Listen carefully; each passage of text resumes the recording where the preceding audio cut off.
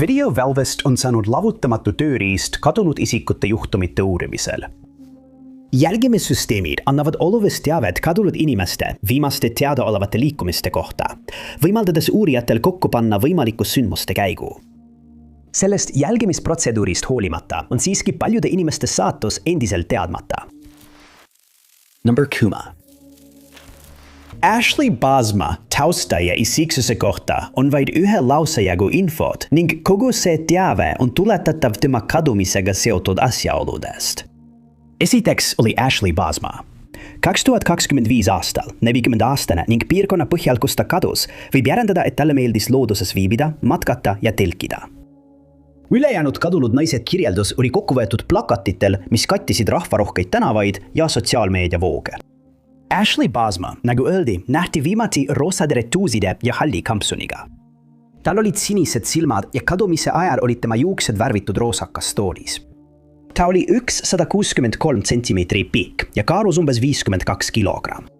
Ja avates 14. oktoobrist 2025 pole keegi teda näinud ega temast kuulnud. Tema kadumisega seotud asjaolud on kummalised ning uurimine on jäänud seisma. Vihjeid on vähe ja uusi juhtlõngu pole tekkinud. Ashley kadumise ajajoon algas tol päeval Vancouveri saarel Briti Columbias, Kanadas. Siin oli naine läinud kalastusretkele, kuigi pole täpsustatud, kellega ta koos oli, kui üldse kellegagi. Reisi toimumine kinnitati Cumberlandis, kus Ashley olevat püstitanud laagri Comoxi järve lähedale, mis asub 24 hektari suuruses Cumberland Lake Parkis. See looduskaitseala pakub liivarandu, ujumisparve, kämpingut, 14 varustatud telkimiskohta, rühmatelkimisala, kai, paadislipideed, matkaradu ja kuni 34 varustamata telkimiskohta. Parkis elavad ka mustsabad hirved, Roosevelti vapitid, puumad ja mustad karud, mistõttu peavad telkijad kogu toidu loomakindlatesse anumatesse panema. 4 päeva enne seda, kui Ashley kaduma läks, nähti teda valvekaamerate salvestistel sisenemas ühte täpsustamata asutusse. See pilt andis õiguskaitseorganitele ja avalikkusele uue ettekujutuse sellest, kuidas Ashley välja nägi ajal, mil ta kadus. Nende parkide külastajad näevad sageli musti karusid. Arvatakse, et pärast laagri ülespanekut järve lähedal võis Ashley minna ühele lähedal asuvale matkarajale, kuigi uurijad ei oska kindlalt öelda, millist rada ta võis kasutada. On samuti pakutud, et keegi võis ta peale võtta või et ta võis kõndida tundmatusse kohta. Tema kadumisega seotud asjaolud on õiguskaitseorganitele endiselt teadmata ning nad hoiavad kõik võimalused avatuna. Kui ema Sandy polnud temast 2 päeva midagi kuulnud, andis ta tütre kadumisest teada RCMP-le. On möödunud 6 kuud ning uurijad on järginud iga võimalikku vihjet, jätkates samal ajal tema juhtumi aktiivset uurimist. Lähedased on loonud GoFundMe lehe, et koguda preemiaraha teabe eest, mis viiks Ashley Basma asukoha leidmiseni. Perekond usub, et preemia pakkumine võib julgustada neid, kellel on teavet, sellest teada andma ja aitama neil oma kadunud lähedast leida. Perekond ei ela Comoxi piirkonnas, mistõttu peavad nad edasi-tagasi sõitma ja majutust otsima, mis tekitab neile lisakulusid. GoFundMe kaudu kogutud raha võimaldaks neil jätkata käimasolevaid otsinguid. Eesmärgiks on seatud $9,000 Kanada, millest üle 7,500 on juba kogutud. Kõik vihjed Ashley Basma asukoha kohta võib edastada Comox Valley RCMP-le numbril 250 38 132. Vihjeandjatel palutakse mainida juhtumi toimiku numbrit 025 158 16. Number 9. Lisa Dorian sündis Põhja-Iirimaal 1979. Aastal olles Pat ja John Doriani 4 lapsest vanim.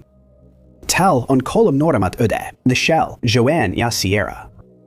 Oma 20-ndates töötas noor seltskondlik, avatud ja lõbus naine poeassistendina Downi grafkonna rannikulinnas Bangoris. Ta kavatses kolida Hispaaniasse, et alustada jätisuuskade rendiäri, kasutades selleks isikliku vigastuse eest saadud 50 000 naela suurust kompensatsiooni, mis pidi laekuma 2000–5000 aasta keskel. 2004 aasta suvel lõpetas Lisa oma 4-aastase suhte Jamie Millisega ja hakkas aega veetma uue sõpruskonnaga, keda tema perekond ei kiitnud heaks. Nad uskasid, et sellel seltskonnal olid sidemed organiseeritud kuritegevuse, raskete narkootikumide ja lojalисtlike paramilitaarsete rühmitustega. Umbes sel ajal hakkas 24-aastane Lisa väidetavalt regulaarselt narkootikume tarvitama. Enne kui Liisa jõudis oma hüvitist kätte saada, sai temast aastakümneid lahendamata juhtumi keskne isik. 2005 aasta veebruari lõpus veetis Liisa reede õhtu Broomspordis, enne kui jäi ööseks sõbra juurde Ballywaterisse. Järgmisel päeval nähti teda pubis Kirkabani lähedal, seejärel peol Ballyhalbertis, enne kui ta naasis mitmeks tunniks oma korterisse Bangorisse. Mingil hetkel sellel ööl või vara hommikul lahkus Liisa oma korterist ja läks Naomi Drysdale'i koju Ballyhalbertisse, kus toimus veel üks koosviibimine. Pühapäeval, 27. veebruaril läksid Liisa ja mitu tuttavat pärastpeole mahajäetud Ballyhalberti Haagis-suvilate parki. Paljud osalejad olid meelelahutustike narkootikumide mõju all. Väidetavalt veetis Liisa suure osa oma ajast Mark Lovetiga, kes oli pardi hooldaja. Esmaspäeva, 28. veebruari varajastel tundidel dokumenteeriti tema viimased teadaolevad liikumised. 1. märtsil helistas tema korterikaaslane tema nooremale õele Joannile, et öelda, et Liisa polnud nädalavahetusel koju naasnud. Kõned Liisale jäid vastuseta ja tema perekond alustas kiiresti otsinguid. Sel õhtul kohtus perekond Mark Lovetiga, kes nende sõnul oli nutune ja endast väljas. Ta väitis, et tema ja Liisa istusid umbes kell 4:45 hommikul Haagis suvilas, kui nad kuulsid valjumüra ja nägid väljas vilkuvaid tulesid. Mõlemad jooksid hirmunult välja ja kaotasid pimeduses üksteist silmist. Mark ütles, et ta proovis hiljem Liisale helistada, kuid too ei vastanud. Ta väitis, et see oli viimane kord, kui ta teda nägi.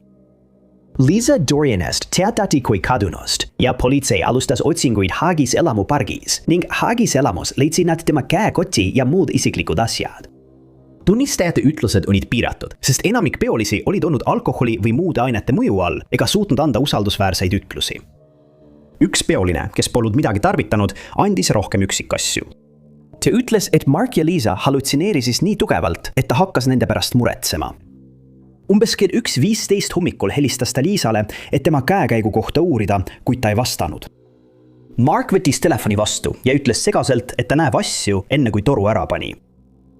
Politsei sai hiljem vastu olulist teavet. Mark ütles alguses, et ta helistas Liisale pärast seda, kui nad teineteisest eraldusid, kuid mitu kuud hiljem oli ta helistanud ka tema poissõbrale, kes väidetavalt väitis, et viibib Bangoris koos teise naisega. Poissõber eitas seda ja ütles, et Mark ütles talle ainult, et Liisa on kadunud. Ta avaldas ka, et Liisa telefon oli tegelikult tema korteris Ballywateris. Pärast neid vastuolulisi ütlusi lõpetas Mark järsult suhtlemise politseiga ja on keeldunud Liisa perekonnaga koostööd tegemast. 2025 aasta veebruaris avaldas politsei Saltwater Bridge'i restoranis filmitud turvakaamera salvestise Liisast, mis oli tehtud 2 päeva enne tema kadumist. See on siiani viimane teadaolev salvestis temast. 2 aastakümmet hiljem on Liisa endiselt kadunud. Tema perekond loodab endiselt, et ühel päeval leitakse ta üles. Teda kirjeldatakse kui blondide juustega, siniste silmadega, saleda kehaehitusega ja umbes 163 cm pikkust naist. Crime Stoppers pakub 20 000 naela suurust preenet teabe eest, mis viib Liisa asukoha leidmiseni või tema kadumise eest vastutavate isikute tabamiseni. Liisa perekond jätkab teabe küsimist, lootes, et keegi astub välja vihjetega, mis aitavad neil õigele jäljele jõuda. Viimati nähti teda kadumise ajal kandmas valget T-särki, heledaid dressipükse ja valgeid karvaseid moonbootse.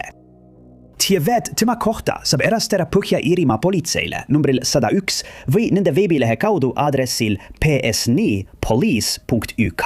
Anonüümseid vihjeid saab edastada Crime Stoppersi numbril 0800 555 111. Number 8. Brad McGillivray sündis Wengen Hillses Lääne-Austraalias ja oli hingelt maapois. Lähedased kirjeldasid teda kui seltskondlikku, avatud, sõbralikku ja hoolivat inimest, kellel oli suur sõpruskond. Ta armastas sporti, eriti tennist, kriketit, korvpalli, jalgpalli, surfamist, veepalli ja kalapüüki, mille vastu tekkis tal kirg perepuhkustel Cervanteses. Tema pere sõnul elas ta Austraalia unistust, kuni ta seostati lahendamata Stewarti maantee kaduvistega. Stewarti maantee ulatub 2800 kilomeetrit Port Augustast Lõuna-Austraalias kuni Darwinini põhjas, läbides osa Austraalia kõige üksildasematest aladest. Väheste teepeatustega linnade vahel ja kiirusepiirangutega kuni 130 kilomeetrit tunnis peetakse seda üheks riigi ohtlikumaks teeks. Aastatel 2004 kuni 2007 toimus Põhja-territooriumis Stewarti maantee lähedal mitu kadumist ning paljud neist on siiani lahendamata. 1997 aastal veetis Brett 3 kuud Greylandi haiglas pärast seda, kui tema vanemad Rosa ja Colin märkasid kummalisi vestlusi, paranoiat ja luulude märke. Teda raviti ägeda psühhootilise episoodi tõttu, mille põhjus oli teadmata. Kuid pärast haiglast lahkumist uskus tema perekond, et tal läheb hästi. See kogemus inspireeris hiljem Bretti tegelema kogukonnaõenduse või vaimse tervise tööga. Ta astus Edith Cowan'i ülikooli, sai survele vaatamata hästi hakkama, leidis palju sõpru ja tegi isegi praktikat Greylandi haiglas, kus teda kunagi raviti. Kõik muutus aga esmaspäeval, 10. aprillil 2006. Sellel hommikul valmistus 26-aastane Brett tööle minema, ütles emale, et võib-olla tuleb tavapärasest hiljem koju ja lahkus kell 6:40 oma valge Toyota Camryga. Tal olid kaasas telefon, rahakott, kott ja ta kandis oma meditsiiniõe vormivahetuseks Bethesda haiglas Claremontis. Hiljem samal päeval leidis Rosa automaatvastajalt sõnumi Edith Cowan'i ülikoolist, kus tunnetati Brettile meelde, et ta teavitaks oma ülemust, kui ta jääb õenduse praktikale tulemata. Ta muutus närviliseks, kuid arvas, et võib-olla polnud haigra tema kohalolekut üles märkinud. Siis märkas Colin, et Brett oli jätnud oma liitiumkarbonaadi ravimi külmkappi. Alguses lootsid nad, et ta oli lihtsalt ühe annuse vahele jätnud või läinud sõpradele külla, kuid pärast korduvaid vastamata kõnesid ja unetut tööd andsid nad teada tema kadumisest. Politsei kontrollis Bretti telefonikõnede andmeid ja sai teada, et tema telefon oli välja lülitatud kohe pärast kodust lahkumist. Ta ei olnud haiglasse läinud. Selle asemel sõitis ta kohalikku panka, võttis raha välja ja lahkus linnast. Keegi pole temast sellest ajast saadik midagi kuulnud. Kuna talle meeldis reisida, otsisid uurijad turvakaamera salvestisi üle kogu Austraalia. Hiljem nähti teda Sedanas, mis asub umbes 2000 kilomeetrit Perthist ida pool, kui ta võttis sularaha automaadist veel raha välja. 5 päeva jooksul jätkusid tema kontolt väljamaksed, kuni see oli tühjaks tehtud. Tema vanemad kandsid kontole veel raha, kuid pärast 15. aprilli rohkem tehinguid ei toimunud. Hiljem teatas pargivalvur, et nägi Bretti suurel reedel Lurita teel Kings Canyoni lähedal, Põhja-territooriumil. Ta magas tee ääres ja ütles, et tal on raskusi oma sõiduki leidmisega. Ta ütles valvurile oma nime ja ütles, et suundub koju. Valvur ütles, et mees nägi füüsiliselt terve välja, kuid tundus segaduses, seega võttis ta ühendust Hermannsburgi politseiga. Kui vihje seostati Brett Hermani kadumisjuhtumiga, seadis politsei üles teetõkke, kuid ta oli juba lahkunud. 26. aprillil teatas veokijuht Stewarti maanteel ja rünnaku piirkonnas hüljatud Toyota Camryst, mille registreerimisnumber oli 8CI 766. See oli Brett Hermani auto. Seest leidsid politseinikud täis kütusepaagi, võtmed süütelukus, Brett Hermani rahakoti ja tema telefoni. Ainus, mis puudus, olid Brett ja tema must kott. Kütusechek näitas, et oli 15. aprillil Alice Springsis ning politsei otsis teda õhust ja maalt, kuid rohkem vihjeid ei leitud. Bretti kadumine on endiselt lahendamata. Tema perekonna sõnul ei märganud keegi päevadel enne Bretti kadumist midagi ebatavalist, mis teeb selle juhtumi äkiliseks, ootamatuks ja täiesti tema iseloomule mitte vastavaks. Brett McGillivray on kirjeldatud kui Kaukaasia rassi kuuluvat meest, kellel on sinised juuksed ja pruunid silmad. Tal on hele nahk ja tugev kehaehitus. Väidetavalt on ta üks 170 centimeetri pikk ja arvatakse, et tal oli kadumise hetkel kaasas väike must seljakott. Tivet saab edastada Crime Stoppersile numbrin 1800 333 000. Teise võimalusena saab teateid esitada ka veebis aadressil www.crimestoppers.com.au. Number 7. 1933. Aasta 11. märtsil sündis Furman Delgado Pinto Peruus, kus ta kasvas üles tagasihoidlikult põldudel töötades. Need, kes teda tundsid, kirjeldasid teda kui lahket, sõbralikku, perekeskset ja rõõmsameelset inimest. Kuna ta elas ranniku lähedal, tekkis tal armastus ranna- ja kalapüügi vastu. Isegi vanas eas jäi ta iseseisvaks ja nautis pikki jalutuskäike, tulles alati iseseisvalt koju tagasi. Tal ei olnud dokumenteeritud terviseprobleeme, dementsust ega kognitiivseid häireid. 2011 aastal kolis Furman Peruust Tšiilisse, et olla oma tütardele ja lastelastele lähemal, asudes elama Santiago Peñalolani linnaossa. 2018. aasta märtsis korraldas üks tema tütardest koos abikaasaga üllatusreisi Limasse, Peruusse, nende 25. pulma aastapäeva puhul. Furman sai sellest teada ja nõudis, et ta saaks samuti kaasa minna, et ka oma perekonda külastada. Kuna Furmani pilet osteti viimasel hetkel eraldi, pidi Furman Chilisse üksi tagasi sõitma.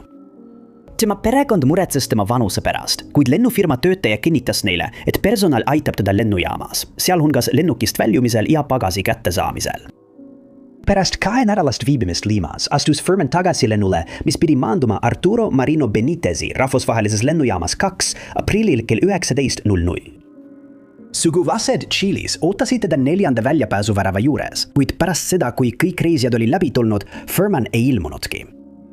Kui perekond palus lennujaama töötajatelt abi, kästi neil oodata ja neid ei lubatud ühtegi piiratud alasse. Samuti ei kinnitanud töötajad isegi seda, kas lennuk oli saabunud. Furmanil ei olnud mobiiltelefoni, seega ei saanud keegi temaga ühendust võtta. Tema tütar, kes hiljem Limast maandus, avastas, et isa oli endiselt kadunud. Sugulased jagunesid ja otsisid terminali ise läbi. Üks kontrollis taksoala, kuid eemaldati sealt. Nad rääkisid ka saabuvate reisijatega ja kohtusid ühe Kolumbia naisega, kes ütles, et talle oli samuti lubatud abi lennujaamas, kuid ta ei saanud seda kunagi. Lõpuks leidis perekond politseiniku, kes sundis lennujaama töötajaid infot andma. Töötajad väitsid, et Furmani lennuk oli saabunud juba mitu tundi varem, kuid tema pagasiga oli tekkinud probleem ning ta pandi ratastooli ja viidi pagasi väljastusse ja kästi oodata. Nad ütlesid, et ta muutus ärritunuks ja lahkus omal käel. Perekond ja ametnik nõudsid turvakaamerate salvestisi hoolimata töötajate vastuseisust. Salvestis lükkas lennujaama loo ümber. Furman oli terminali sisenemisest alates jäetud järelevalveta ning teda ei näidatud kunagi pagasikontrollis ootamas. Taksajuht rääkis temaga, kuid Furman ei istunud sõidukisse. Umbes kell 19:30 näitasid kaadrid, kuidas tundmatu mees, kes võis olla lennujaama töötaja, lähenes Furmanile. Mees osutas ühes suunas ja Furman kõndis selles suunas bussipeatuse poole. Turvakaamerad näitasid hiljem, kuidas Furman seisis seal järjekorras, kuid muutus kannatamatuks ja lahkus, kuni kadus kaamera vaateväljast. See oli viimane kinnitatud kord, kui teda nähti. Furmanil oli kadumise hetkel kaasas 9000 peesot, mis pani tema perekonna kartma, et ta võib olla sattunud tänavale elama. Uurimise käigus avastasid nad, et ka teised eakad ja haavatavad inimesed olid kadunud häirivalt sarnastel asjaoludel. Furman Delgado Pinto oleks täna 92-aastane. Teda kirjeldatakse kui hispaanlast, kellel on pruunid silmad ja lühikesed hallid juuksed. Tal on keskmine kehaehitus ja ta on umbes 168 sentimeetrit pikk. Tivet selle kadunud mehe asukoha kohta võib edastada PDI-le või helistada numbril 708 2178. Number 2. Amy Brown on kirjeldanud oma abikaasat David Lamar Browni kui imelist inimest, täiuslikku abikaasat ja armastavat vanaisa. Paar oli olnud abielus veerand sajandit ja 2024 aastal sai David 70-aastaseks. Õnnelik paar oli sel aastal koos uut kodu ehitamas ning väidetavalt elasid nad oma unistusi ja planeerisid ülejäänud elu. Kahjuks oli see sama aasta, mil David sai ootamatu diagnoosi, mida keegi poleks osanud ette näha. Pärast mõningaid terviseprobleeme läks David arsti juurde, kus tal diagnoositi 4. staadiumi vähk. Talle määrati ravimeid haiguse kontrolli all hoidmiseks ja peagi alustas ta raviga, kuid see polnud veel selle katsumuste rohke teekonna lõpp. Amy tõi oma abikaasa Davidi nende kodust Georgiast Brooksville'i Floridasse, Hernando maakonda, sest David, kes pidas nüüd rasket võitlust, igatses oma venda näha ja temaga aega veeta. Üks asi, mis Davidil oli oma soovide nimekirjas, oli minna koos vennaga 194 aakri suurusele perele kuuluvale maale, et külastada vana tamme. Just sellel samal külastusel kadus David Brown salapäraselt, käivitades ulatusliku otsinguoperatsiooni, mis pole siiani lõppenud. See oli 13. august, kui David ja tema vend koos ustava kaitsja koolitatud koera Snoopy'ga otsustasid minna Brooksville'is Batteni tee ääres asuvasse metsasesse piirkonda. Kolmekesi sõitsid nad golfikäruga metsa poole, kuid nende tee blokeeris langenud puu.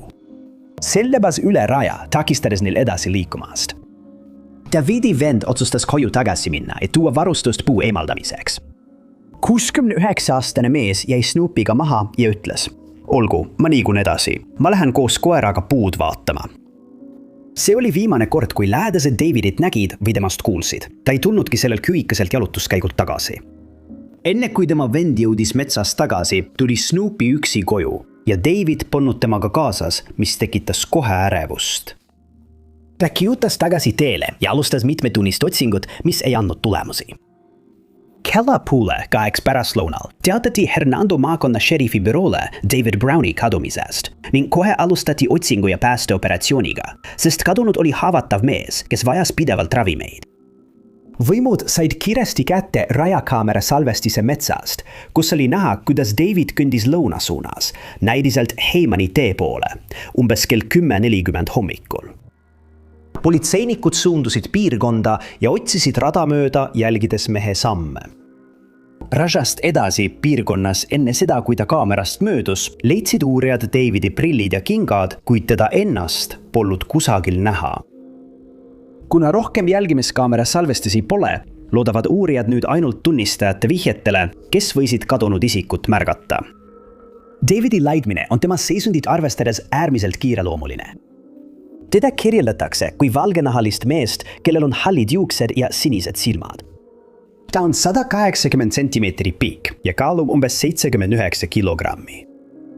Teavet selle kadunud isiku asukoha kohta saab edastada Hernando maakonna šerifi büroole numbril 352 754 6830.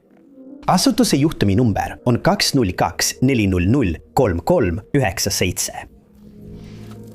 Number 5.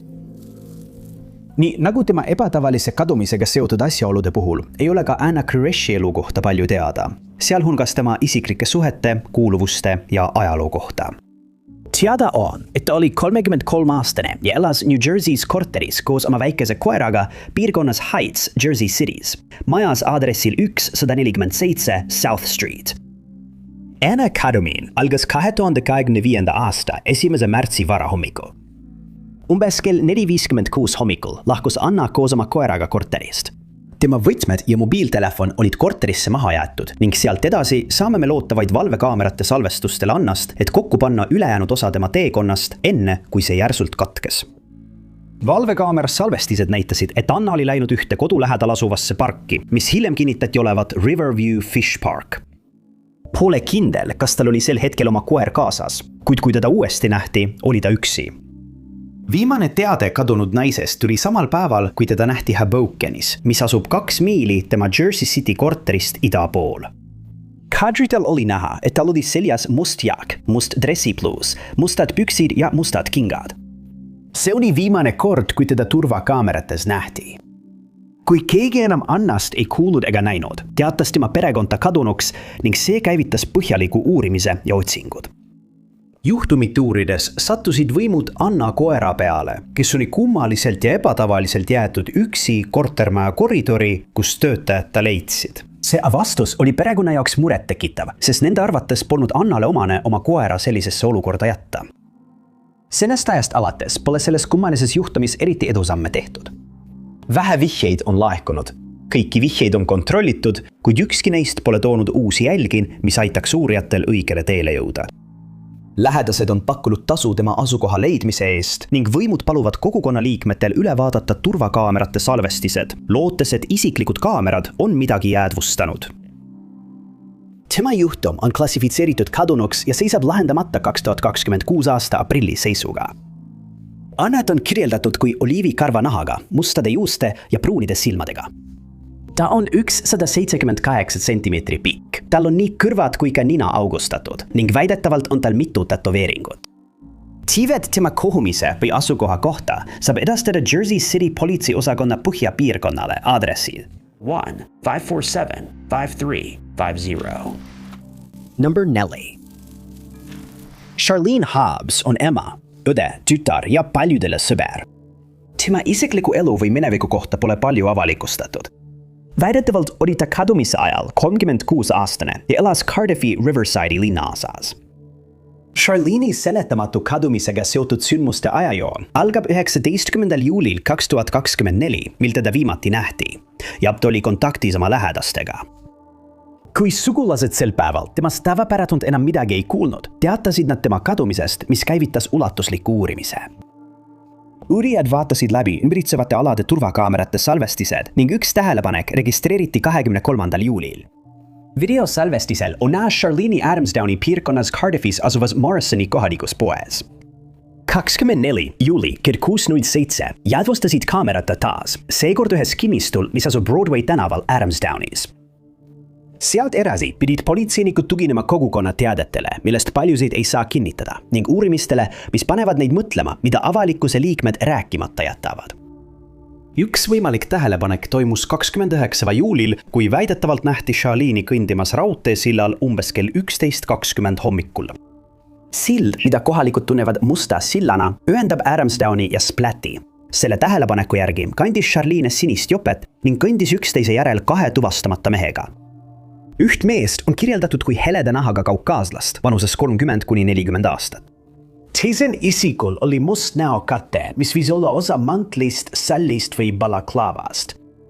Teine nägemine toimus mitu kuud hiljem, 1. novembril, ning paigutas Charlene'i ja Corritini Cardiffi umbes kell 17:30. Võib-olla nähti teda Asda poe ees turvaleti lähedal. Seekord nähti teda koos väikelapse ja lühikeste burgundiapunaste juustega naisega. Kõik 3 lahkusid koos supermarketist. Hoolimata neist kinnitamata teadetest ütleb politsei, et ükski neist ei ole suutnud tõestada, et Charlene on endiselt elus. Juhtum on sellest ajast saadik soiku jäänud, teated on kinnitamata ning kahtlus püsib, et avalikkuse liikmed võivad teada rohkem, kui nad välja näitavad. Perekond kinnitab, et nad ei lõpeta enne, kui saavad teada, mis temaga juhtus, ning politsei on endiselt pühendunud ja on muutud kadunud isiku juhtumi suurema tähelepanuga uuritavaks. Stoppers on sellest ajast alates pakkunud 2000 naela suurust preemiat, et julgustada neid, kellel on teavet, välja astuma. Uurimine viis hiljem 45-aastase mehe vahistamiseni, kes vabastati kautsjoni vastu, kuid rohkem uudiseid pole olnud. Charlene'il olevat seljal eridine draakoni tätoveering, mida nähti turvakaamerate salvestistelt. Viimane kaamerasalvestis näitas, et tal olid juuksed krunnis ja seljas tume rihmadeta topp. Teavet selle kadunud isiku asukoha kohta saab edastada Crime Stoppersile numbril 0800 555 111. Number 3. Claudia Elizabeth Lawrence sümbis 1974 aasta veebruaris Maltonis, Yorkshire'is. Ta sai erakoolihariduse Yorki tütarlaste kolledžis ja õppis hiljem kokanduskoolis, omandades kokakutse. Ta töötas Yorki restoranides ja hotellides, kuid pikad köögitunnid jätsid talle vähe aega pere ja sõprade jaoks. 2006. aastal sai Claudia Yorki ülikooli Goodricke College'i kokaks. See töö võimaldas tal 2007. aastal osta oma kodu, väikese ridamaja Hemworthis, umbes 3 miili kaugusel töökohast. Tööandja kirjendas teda kui usaldusväärset inimest ning pärast sinna kolimist veetis ta õhtuid Naxheadi pubis ja käis mõnikord puhkamas Küprosel, kus uuris töövõimalusi. 2009. aasta 18. märtsil töötas Claudia oma kella 6 vahetusel Goodrickis ja lahkus töölt umbes kell 2 pärastlõunal. Ülikooli turvakaamerad näitasid, kuidas ta lahkus jalgsi vaid mõni minut hiljem. Umbes kell 3 pärastlõunal jäädvustas teine kaamera ta Melrose Gate'i poe lähedal, mis asub tema kodu lähedal ning väidetavalt nägi naaber teda samuti seal kandis. Tol õhtul rääkis Claudia mõlema vanemaga telefoni teel. Ta kõlas tavapäraselt ja oli elevil eelseisvate emadepäeva plaanide üle koos oma emaga. Ta ütles, et on kodus ja plaanib vara magama minna, sest peab järgmisel päeval enne kella 5 hommikul tööle kõndima, kuna tema autot remonditi. Tema vanemad said temalt viimase sõnumi kell 21:12. Sellest ajast peale pole keegi Claudiast midagi kuulnud ega teda näinud. Järgmisel hommikul kell 6 ei ilmunud 35-aastane tööle. Tema juhataja helistas, kuid kõne läks kõneposti.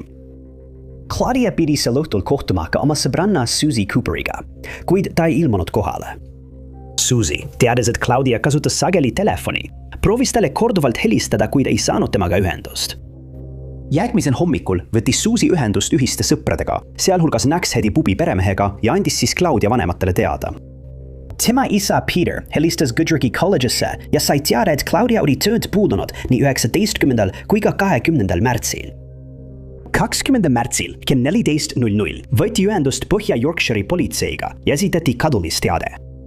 Politsei oli alguses kõhklev juhtumit kiireloomuliselt käsitlema, kuna puudusid ilmsed vägivalla või segaduse tunnused, kuid ametnikud kontrollisid siiski Claudia teekonda. 5 nädalat hiljem muudeti juhtum kõrge profiiliga uurimiseks, kuna tekkis kahtlus, et on toime pandud raske kuritegu. Üks oluline turvakaamera salvestis näitas tuvastamata meest, kes viibis pikemalt Claudia kodu taga asuvas allees. Kuid hoolimata korduvatest üleskutsetest pole teda kunagi tuvastatud. Nelli Naxheadi püsikülastajad arreteeriti hiljem, kuid Crown Prosecution Service keeldus süüdistust esitamast ebapiisavate tõendite tõttu. Claudia Lawrence'i kadumine on endiselt lahendamata ning kõigil, kellel on teavet, palutakse võtta ühendust Põhja-Yorkshire'i politseiga numbril 101 või Crime Stoppersiga numbril 080 0555 111. Number 2. Rowena Walkeri juhtumi puhul pole avaldatud palju isiklikku teavet, sealhulgas tema tausta ega suhteid. Esimene asi, mida me teame Christchurchi 39-aastasest naisest, on see, et ta kadus ning tema otsingud ja teabe kogumine tema juhtumi kohta jätkuvad. Rowena nähti viimati 14. aprillil 2025 poes, mis asub Bassett Streetil Christchurchis. Teda nähti poe turvakaamerates koos tundmatu kaaslasega.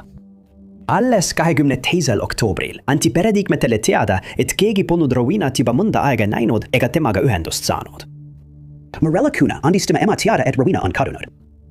Viimati, kui pereliikmed temast kuulsid, ütles Rowena neile, et ta peatub sõbra juures. See oli päev enne tema kadumist. Kui alustati otsingutega ning leitud tõendid panid uurijad kahtlustama, et tegemist võib olla kuriteoga. Õiguskaitseorganid avastasid, et Rowena ei jätnud kadumise hetkel maha ühtegi digitaalset jälge, mis muutis uurimise keerulisemaks. Ilma võimaluseta tema liikumist jälgida, on politsei tema heaolu pärast väga mures.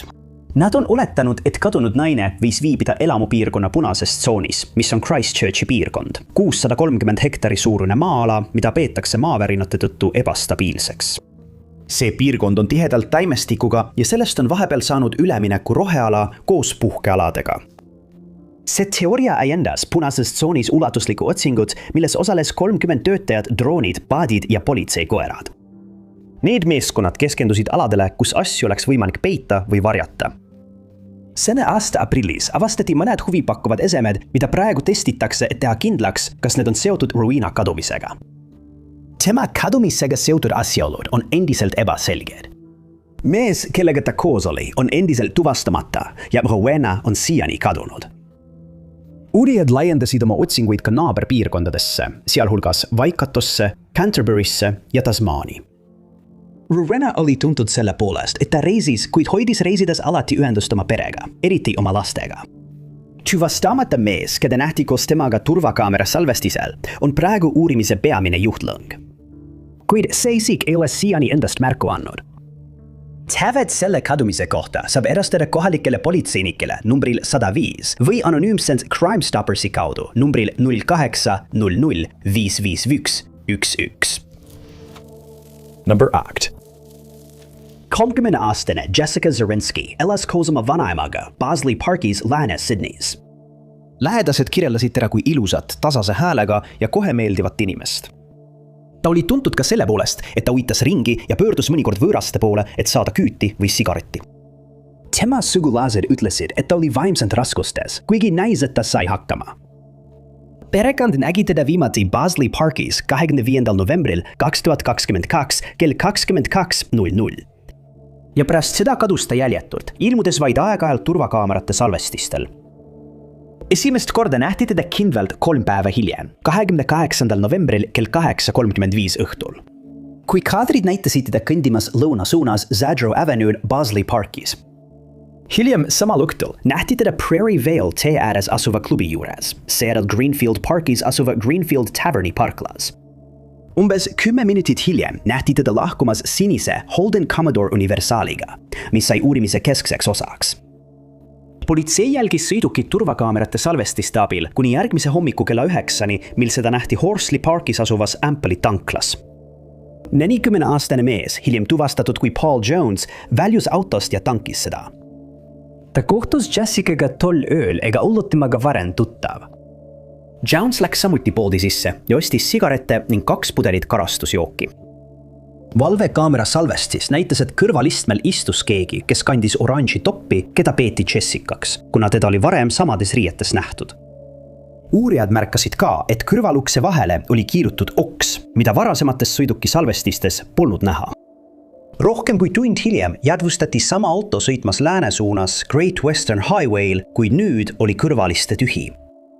2023 aasta novembris teatasid uurijad, et nad leidsid üles Jonesi ja uurisid sõidukit kohtuekspertiisiliselt, kuid ei leidnud kasulikku tõendusmaterjali. Jones on nimetatud huvipakkuvaks isikuks, kuid peale turvakaamera salvestise pole ühtegi tõendit, mis tõestaks, et ta Jessicale kahju tegi. Jessica Zerinski kadumine on endiselt kahtlane ja lahendamata. Uurijad kahtlustavad võimalikku kuritegu. Teda kirjeldatakse kui heleda nahalest, blondide juustega, kõhna kehahitusega ning umbes 1,68 cm pikk. Tal on tätoveeringud paremal nimetissõrmel, vasaku randme siseküljel ja kaela tagaosas. Viimati nähti teda kandmas oranži toppi, musti retuuse ja madalaid kingi. Kõik, kellel on teavet, võivad võtta ühendust Fairfieldi politsei või kuritegude vihjetelefoniga numbril 180 033 3000. Jessica asub koha, kohta teabe eest on välja pandud 500 000 suurune preemia. Suur tänu, et vaatasite. Kui teine see video meeldis, siis kindlasti vajutage meeldib nuppu. Ärge unustage ka tellida ja vajutada teavituste kella, et olla kursis kõigi meie tulevaste videotega. Minu nimi on Top 5 Unknowns ja kohtume järgmises videos.